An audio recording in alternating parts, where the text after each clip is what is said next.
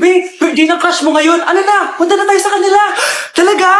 Chance ko na to para umamin ako sa kanya. Sige, paalam lang ako.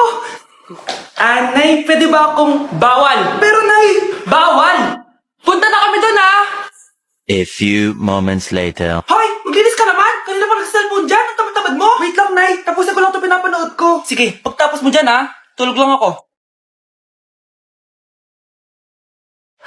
Ang galing, nakatakas siya.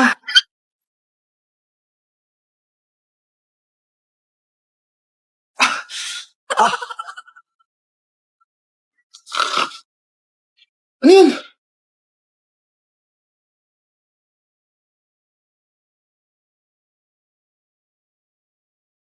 Nakalak na yung gate!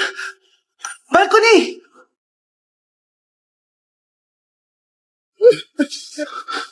Nasaan yung batang yun? Yes! Nakatakas ako! Uy, buti pinayagan ka ng mama mo. Buti na lang, nakatakas ako. Salamat talaga sa tricks ni Jack Ryan. Balita ako, may season 3 na yan sa Prime Video. Excited na ako. Tara, pasok na tayo. Nay! Invited din pala nanay mo dito. Akala mo ba ikaw lang nanonood ng Jack Ryan? Magaling din ako. Nay, fan ka din pala niya. Tatakas ka pa, ha? Manda ka sa akin pagbalik natin ng bahay. Pero yung pinabalot ko, pag ikaw nga, aalis na kami ng anak ko. Nay, sorry. Napagastos ka pa tuloy sa pagpapa-hospital sa akin. Ano ka ba anak? Nawala na nga sa akin yung kuya mo, di ba? Ayoko namang mawala ka din sa akin. Hello po, good morning. Dok, ano po balita? Makakalabas na po ba si Scarlett bukas? Ma'am, may good news po ako. Pwede na po lumabas si Scarlett bukas. Salamat sa Diyos! Hindi na ako magiging pabayang ina. Ayoko na maulit yung nangyari sa kuya mo. Nay, ano pala nangyari kay kuya? Hindi mo pa nakakwento sa akin yun. Ha? Bata pa yung kuya mo anak nung nawala ko siya sa palengke. Mare, magkano tong sitaw? 50 na lang sa'yo, Mare. Ang mahal naman, Mare. Pwedeng 20 na lang to. Mga laruan ba yun? Ang ganda nun na. O siya, sige na, kumare naman kita eh. Ayun yung gusto ko sa'yo eh. Tara na, anak. Anak, anong lugar na to? Nasaan yung batang yun? Nasaan na si nanay? Nay! Anak! Ate, may nakita po kayong bata dito? Ay, wala po akong nakita eh. Nasaan na ba yun? Anak! Simula noon, hindi ko na nakita yung kuya mo, Scarlett. Hanggang sa may pumuntang pulis sa bahay natin. Ang sabi nila, patay na daw siya. Grabe naman yung nangyari kay kuya, Nay. Ang lungkot naman po pala nung nangyari sa kuya ni Scarlett. Sige na po, ma'am. Kailangan ko pa po bisitahin yung mga ibang pasyente. Sige po, Dok. Salamat po. Anak, ang importante, makakauwi ka na bukas. Opo, Nay. Makakapag-thirst trap na ako ulit.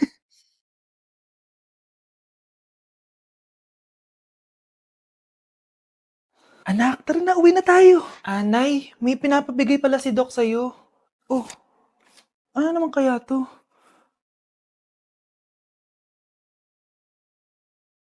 Paano nangyari yun? Nay, si tatay may kausap na ibang babae. Ang sweet nila. Ha? Asan tatay mo? Nandun po siya, Nay. Oo, sige, kita tayo mamaya. Hoy, sino kausap mo? Kaibigan ko lang sa trabaho. Ganda na bracelet mo eto. Binigay lang ng kaibigan ko. Okay. Hello, nandyan ka pa? Di pa rin kita mas mag-usap? Sandali na lang to, darling. Umamin ka sa akin, may kabit ka, no? Ako may kabit? Nagpapatawa ka ba? Siguraduhin mo lang. A few moments later. Uy, Mare! Uy, anong balita? Tignan mo yung bracelet na binigay sa akin ng boyfriend ko. Wow, ganda! Ganda, di ba? Sabi niya mahal daw to. Hello po, ma'am? Hinahanap po kasi namin yung nagnakaw ng bracelet. Ganito po yung itsura niya. Mare, sabihin mo lang ka nakita. Sige. Sir? Sila po yung nagnakaw. Mare! Akala mo di ko alam na ikaw ang kabit ng asawa ko? Anong nangyayari dito, darling? Oh, eto na pala siya. Couple bracelet pa kayo, magpapaliwanag ako, darling. Sumama na kayo sa akin sa pasinto. Sige na, huliin nyo na yan. Darling, magpapaliwanag ako. Darling! Walang hiya ka! Magbabayad ka! New Year na! Magbabago na talaga ako! Hindi na ako magagalit! Mga anak, kain na tayo! Teka lang, nasan yung kanin? Nay, huwag kang magagalit sa akin! Di pa lang nakapagsaing! Ano? Oh, kalma ka lang. Huwag kang magagalit. Sige anak, magsaing ka na. Sige po, Nay. Nay, naputol ko kumalma ka. Huwag ka papadala sa emotion mo. Okay lang yan, anak. Bibili lang ako ng bago. Sige po, Nay. Ang weird naman niya. Hindi siya nagagalit. Nay, kumuha ako ng 1,000 sa wallet mo. Ayaw mo kasi akong bigyan ng pera eh. Oh, relax ka lang. Pera lang yan. Huwag ka magalit. Sige anak, mag-shopping ka lang. Go! Yes, easy money. Mga anak, matulog na tayo. Ikaw, ano gusto mo? Nay, kailangan ko pala ng 1 whole sheet bukas tapos ng glue. Kung kailan gabi na? Oh, relax ka lang. Anak mo yan. Bilan mo na siya. Sige anak, lalabas ako ngayon kahit alas 12 na para bilhin lang yung mga kailangan mo, no? A few moments later. Nay, bakit pala di na kayo masyado nagagalit sa amin? Kasi, New Year na, nagbago na ako. Wow, Nay! So di ka galit kay tatay kasi kapit niya yung kapitbahay natin? Ano? Lagot, paano kakalma nito? Hi, Mars! Happy New Year! Mars, parang may nagbago sa'yo. Oo! Mamamatay tao na ako ngayon! Kapit ka pala ng asawa ko, ha? Halika dito! Bakit ang kalat dito? Hoy, maglinis nga kayo. Wala kayong katulong dito, ha? Tinatamad ako maglinis, Nay. Ayaw nyo. Bibigyan ko ng 1,000 pesos ang pinakamasipag kong anak. 1,000 pesos? Sige, maglilinis na ako. A few moments later. Nay, nagwawalis ako. Nawalis ko na yung buong bahay. Wow, ang sipag. Nay, parang ako yung pinakamasipag, Deserve ko ng 1,000 pesos. Aba, himala. Ang saya-saya pa maghugas ng plato, Nay. Nag-enjoy ako. Himala, ang sisipag nyo, Kyle, bakit wala kang ginagawa? Ayaw mo ba ng 1,000 pesos? Nay, ako po ang pinakamasipag sa kanila. Ha? Paano ka naging masipag? Hindi ka naman naglilinis. Oo nga, Nay. Mas deserve namin yung 1,000 pesos. Araw-araw ako naglilinis ng buong bahay. Samantalang sila, walang ginagawa. May video ako dito, Nay. Gusto niyo pong makita? Totoo ba to? Nay, magpapaliwanag kami. Kyle, eto 1,000 para sa'yo. Thank you, Nay. Simula ngayon, kayo na ang maglilinis ng buong bahay. Okay, class. Jessica, buti pumasok ka pa. Ang dami mo na miss na quiz. Bagsak ka na sa akin. Nagbakasyon ako. Na-stress kasi ako sa'yo. Ang dami mo kasi pinapagawa. Aba, bakit? Hindi lang naman ikaw ang pinapagawan ko. Lahat kayo. Ano ka dito, prinsesa? Oo. Sa bahay namin, ako ang prinsesa. Kaya kayong lahat, sumunod kayo sa akin. Pumunta ka sa guidance office. Hindi po, ate. You go to the principal's office. Tandaan mo, kami ang nagpapasahod sa'yo, di ba? Ano nangyari kay ma'am? Hala si ma'am! Ang ganda-ganda ko na naghanap ka pa ng iba. Hala, heartbroken ata si Jessica. This sir, feeling main character kasi. Tumatawa ka? Masaya kayo, ha? Kapag heartbroken ako, bawal maging masaya. Ano naman kung heartbroken ka? Pakinamin. Oh, come on, Samantha. Hindi mo pa naman na-experience sa magka-jowa. Kasi walang nagkakagusto sa mukhang yan. Hi! Ako pala si Scarlett. Bago lang ako dito. Pake ko. Tsaka tanggal mo nga yung makeup mo. Dapat ako lang yung maganda dito sa school. Sino ka ba para utusan ako? Feeling main character? Kadiri? Anong sabi mo? Mag-sorry ka sa akin! Sorry! Not sorry. Tsaka mukhang asin kapag may ibubuga ka na. Nakahanap din ng katapat si Cheska. Walang yatong babaeng to. Ako ang main character dito sa school. Bye! Humanda ka sa akin. Naku, taas na naman ang kuryente natin. Sino ba kasing aircon dyan? Si ate, buong araw nag-aircon. Wow kala mo din nakiki-aircon. Nay, kailangan ko na daw po magbayad ng tuition para makapag-exam ako. Ha? Bayarin na naman? Sige anak. Nay, due date na pala ng internet natin. Baka maputulan tayo. Isa pa yan. Naku, sabay-sabay na. Wala na naman pala naman to ref natin. Naku, kailangan na natin mag-grocery. Nay, nagpadala na daw si tatay. Hay, buti naman. Umulan pa, patay. Paano kaya pupunta sa remittance center neto? Ano ka ba, Nay? Nagpadala si tatay via GCash at may bonus credits pa. Wow, high-tech na pala, anak. Paano yung mga bills natin? Pwede din yan sa GCash, Nay. Ayan, kaka-cellphone mo yan. Ay, mali. Kaka-GCash mo yan. Kaya magpadala na sa GCash dahil diretso sa GCash wallet mo ang remittances abroad. Hindi ka nalalabas ng bahay dahil hassle-free at 24/7 tong available.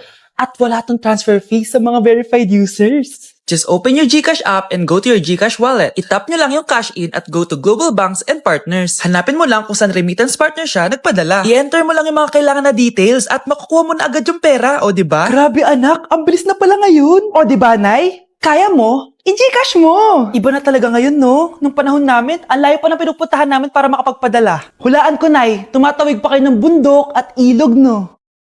Nay, gusto ko daw makilala ng jowa ko. May May jowa ka pala, anak? Oo naman, Nay. Sa ganda kong to. Ay, eto pala siya, Nay. Oh, kasama niya pala lolo niya. Ano lolo, Nay? Yan yung jowa ko. 75 years old na siya. Ha? Jowa mo yan? Eh, malapit na mamatay yan eh. Grabe ka naman. Malakas pa ako. Oh, ayan na. Inuubo na. Nay, ano ka ba? Sa akin mapupunta lahat ng pera niya. Ah, sige. So, yayaman na tayo? Oo, Nay. Yayaman na tayo. Ah, sige. Pinapayagan ko na kayo magpakasal ng anak ko. Talaga? Salamat ah. Ano nangyayari sa'yo, babe? Mamamatay na ata ako, babe! Ha? Mamamatay? Di ko kaya mawala ka, babe! Babe! Bago ka mamatay, bigay mo muna sa akin yung password ng bangko mo. Tapos, di ba sa akin nakapangalan yung lupa niyo, tsaka yung mga sasakyan? Pati lahat ng pera mo, di ba sa akin? Sabi na eh! Pera lang ang mo sa akin! Ah, hindi. Joke lang yun. Maghiwalay na tayo! Wala ka makuha sa akin! Gold digger! Ang bobo mo naman, anak! Gusto ko lang yumaman eh! Wow, Edward! Ang ganda naman ng bahay mo. Simula ngayon, Scarlett. Dito ka natitira, ha? Masanay ka na. Matanong ko lang, bakit pala gusto mo akong panagutan? Eh, di ba, iniwan mo na ako? Scarlett, hindi naman talaga kita iniwan. Alam mong, kinailangan ko lang sumama ng matagal sa ibang bansa. Kasama yung mga magulang ko. Ang importante, nandito na ako, Scarlett. Bubuo na tayo ng pamilya. Ang sarap naman pakinggan nun. Oh, Scarlett, bakit? Ang sakit ng tiyan ko. Ha? Teka lang, tatawag ako ng nurse, ha? Diyan ka lang. Edward. Buti na lang dumating ka, tita. Ako, Edward, salamat sa pera, ha? Makakasiguro kang kay Scarlett Lato mapupunta. Bakit nandito yung babaeng yan, ha? Paalisin niyo yan! Ha? Anong nangyayari? Scarlett? Anak, di mo ba kilala? Nanay mo ko.